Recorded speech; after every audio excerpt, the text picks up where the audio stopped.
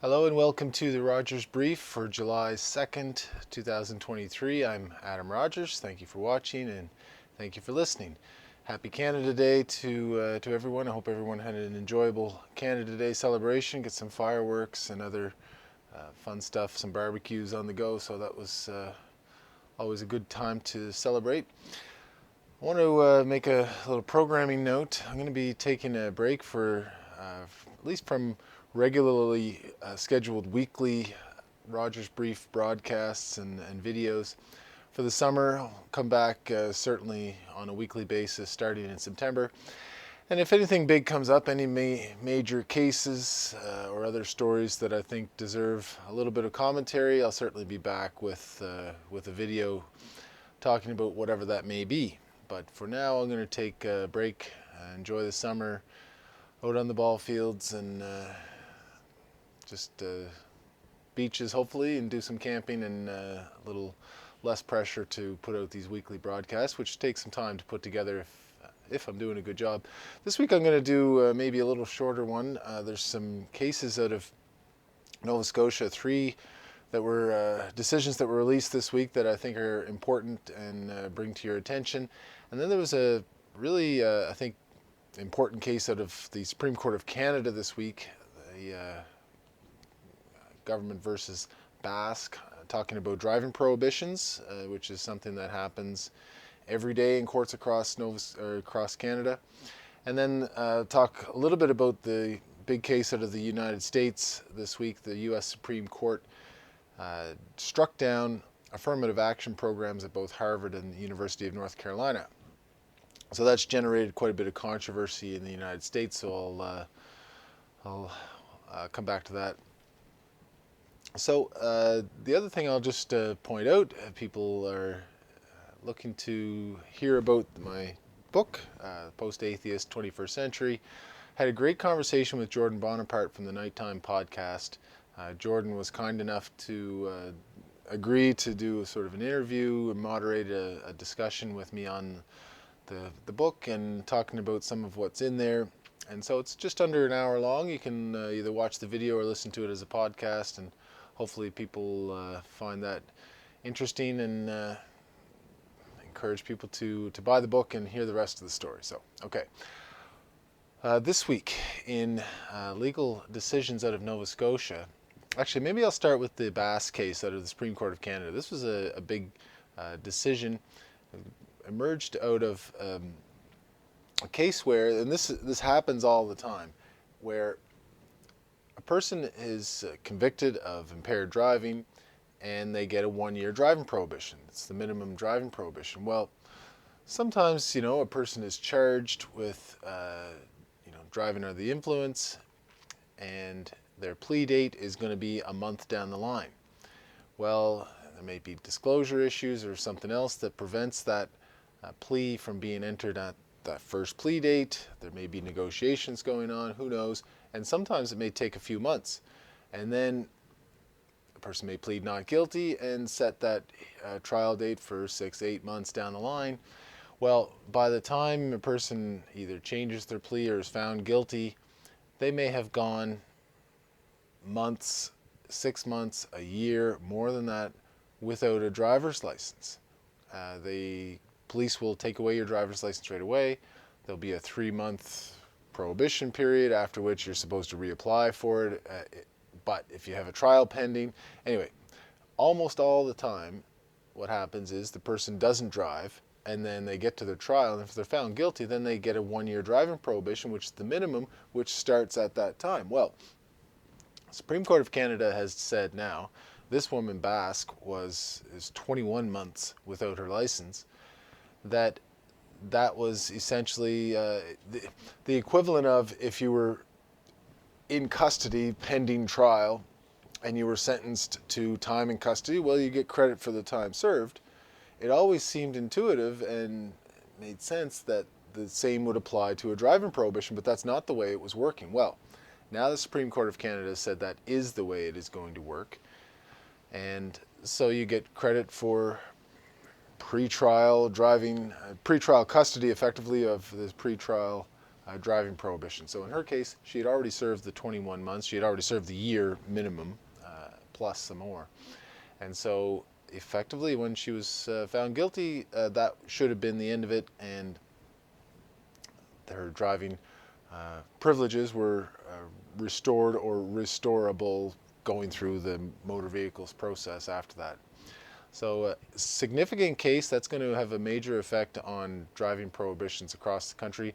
What had happened in many cases is people that were on the edge of, well, I don't know if I've got a strong case or not. Well, if you don't know you've got a strong case, or you don't have a high degree of confidence that you have a strong case, people would plead guilty just to start the driving prohibition rather than risk having effectively a two or more year driving prohibition. Okay. So we'll see how that reverberates, and I'm sure the lower courts will be taking note of that decision of the Supreme Court of Canada. I'll end with the Supreme Court of the United States decision on affirmative action. We'll go to the Nova Scotia cases. There was two that I had already commented on in earlier videos. One is this McAvoy case, these two brothers up in northern Cape Breton, and one was convicted of shooting the other, and the judge, went through the evidence, and the person had denied shooting, said it was in self-defense. The judge didn't accept that, but there was an outstanding charge that hadn't been dealt with, and it was under Section 244 of the Criminal Code. And the one brother was charged who had the shotgun and was ready to, and did shoot his brother, was charged with intent to endanger the life of his brother. Well, there's a subsection under that charge that said you could be charged with intent to wound the other. And so what the Crown had asked was that they be allowed to, after the evidence was in at trial, and it showed that the brother initially aimed at the upper body of his brother and then switched that aim to the legs, that it was in compliance with the evidence that it was an intent to wound, not to endanger the life, and the Crown asked to have that amended, the language of that charge amended to fit with the evidence. Well, that is done in some cases where there's no prejudice to the defendant to amend the charge, but in this case the judge says, well, we've gone through the evidence, there was a preliminary hearing, and lots of disclosure, so the Crown should have known that this was really what the evidence was going to probably reveal, that the person had shifted their aim down to the lower body with an intent to wound but not endanger the life. And there was a prejudice to the defendant, because in defending himself from the charge of intent to endanger the life, part of his defense was, well, listen, I had aimed high and then I switched the aim to low. He was still claiming self-defense, but at least he was saying, well, it was an intent to scare him off and not kill him. So what the judge says is that is prejudice to the defendant, because you would never have presented that defense and admitted, in effect, that you were intending to wound if you were only defending the intent of endangering life.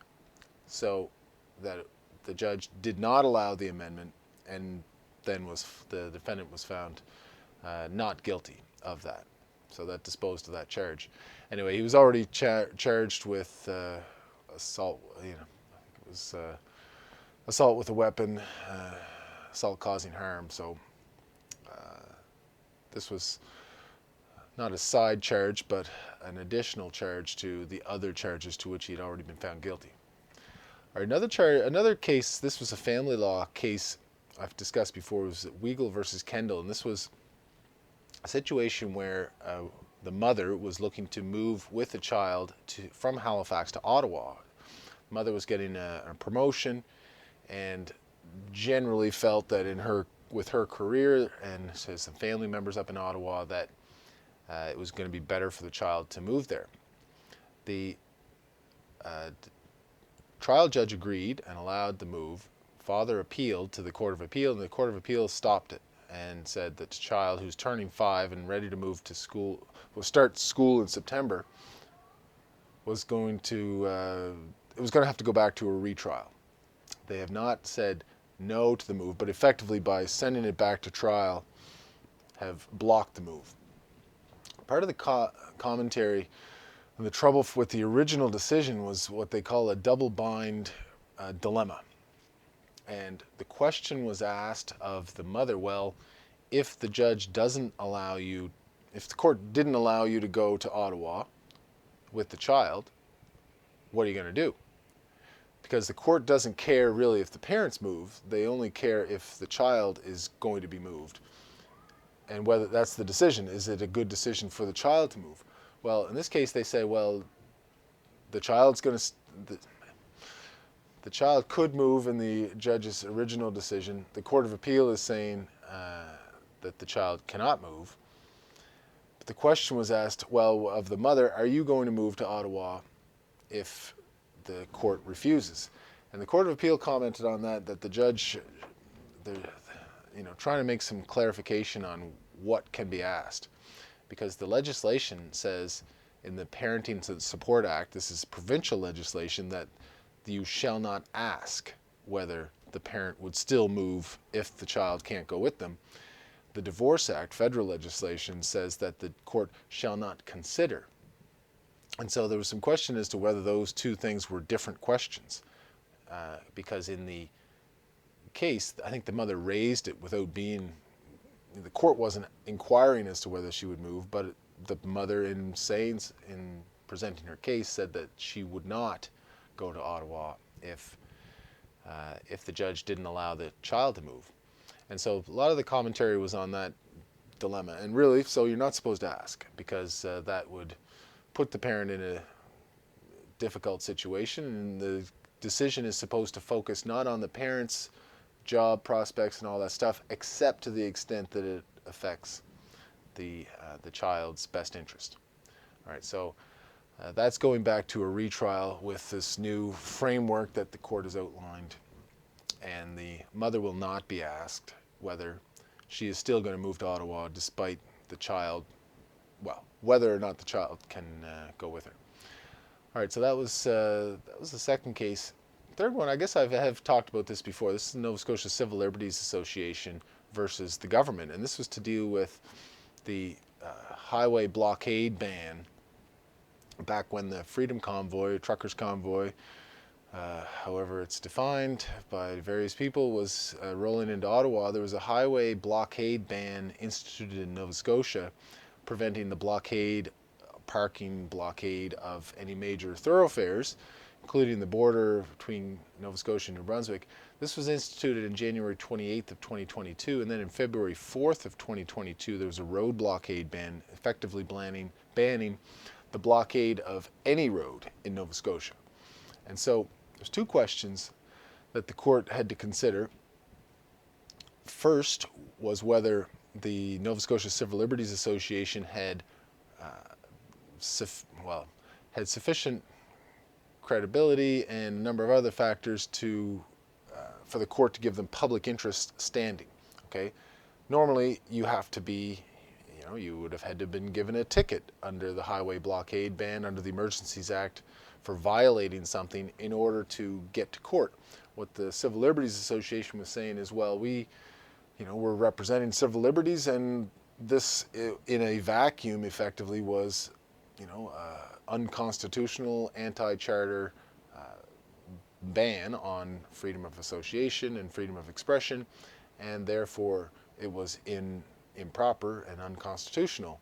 Well, no one was charged, and it was a small group affected, was what the court ended up saying. So they did not actually grant public interest standing to the Civil Liberties Association, represented, by the way, by Daniel Wilband, and Mark Ricks was on for the Attorney General for Nova Scotia, decision of Justice Rosinski. The second question was, well, emergency declaration is over. This was really only for a few weeks that the blockade ban was in place, and so it's over. So do we even need to decide this? It's a moot issue, or is it a moot issue? Civil Liberties Association says no, because this is something that may happen again, and there should be some judicial commentary on it. Court says no, it is a moot issue, that if they went back and dealt with this, that this would be an unjustified intrusion into executive, that is, the provincial government executive decision making, and that judicial comment on the constitutional validity of what they call long past executive decision making taken in extraordinary circumstances, unlikely to be repeated, is of little practical application. And so therefore the question of whether the province was proper and authorized and justified in putting in this ban on the highway blockades, that is not going to be subject to any judicial oversight. In this case, it happened. The court would say it didn't really affect anybody. Well, nobody got charged, but nobody went out and protested either, and so that had some effect. Anyway, the judge did mention that, but came down on the side of, well, it's a moot issue. We'll not have to declare anything one way or the other on it. So that's interesting. A real, not much across the country judicial analysis of some of these extraordinary bans that went into place during the pandemic. And that's another instance here in Nova Scotia of that not coming to a fulsome hearing. So anyway, hopefully the judge is correct that will be an extraordinary circumstance, unlikely to be repeated. Last case I want to talk about is this situation of the United States. It's generated a ton of news coverage in the United States, some in Canada as well, and this is what is portrayed at least as the Supreme Court of the United States banning affirmative action programs. Well, it's not quite the case. So Harvard and University of North Carolina were evaluating students, or at least including race-based factors in their decision of whether to admit somebody into the university. Well, the Supreme Court said you can't do that. Not so blatantly, just deal with racial issues, because in effect, certainly in the Harvard case, there was evidence that it was discriminating on the other side against Asian students who were getting higher scores but weren't getting in, and in favor of African Nova Scotian and other racial minorities. So it was a really hot button issue. What the Supreme Court didn't say was that you can't consider race at all. What they said was, though, you can't just say, it can't just be a sort of, I don't want to put it this, a black and white issue. You have to consider the actual impact. So you can look to an essay that a student has written. If they're, in part of their admissions package, they write an essay about their experience and why they feel they're a deserving candidate to be involved in the university. And as part of that, they can talk about how they've grown up and they've had racial elements in their life affect their upbringing, and affect their education, affect their opportunities and access to those educational opportunities. And that is something you can consider. So this, it's funny how things turn, right? This used to be the small L liberal position, that you look to people as individuals who have factors such as their racial background, their ethnic makeup, wherever they came from. You look at that as elements that make up each individual application, and you look at that person as an individual, not as simply a product of their ethnic origin or racial background. And so that used to be the liberal way of looking at things, like a small L liberal way of looking at things. Now it's considered all the commentary on this is, well, it's a 6-3 decision, and all the conservative justices came down on the side of looking at people as individuals rather than looking at them as products of their racial makeup. So it's funny, the decision like this 20, 30 years ago would have been seen as, yeah, okay, that's the liberal position. Now it seems to be the conservative position. And the minority positions from Justice Sotomayor and Justice Brown, I think, made some comments on it, but that, their position was sort of more on the say, the woke side of how society seems to be developing. So anyway, interesting decision out of the United States, not as dramatic and difficult to digest as some people on the left seem to be trying to make it out to be. But certainly we'll be, no doubt, hearing more about all that as it comes along. Anyway, I just thought I'd bring all those up for this week, but that is going to be the last commentary for a little while, unless, like say, something major comes up. Always here to bring commentary, so keep an eye out on the Facebook page and Twitter feed for the videos, and of course it'll be posted to YouTube if anything else comes up during the summer. Otherwise, everybody enjoy your summer, enjoy some sunshine, and hopefully you get out and be active and relax and spend time with family and friends. So until next time, thanks to everybody for watching, and thanks for listening, and we'll see you next time.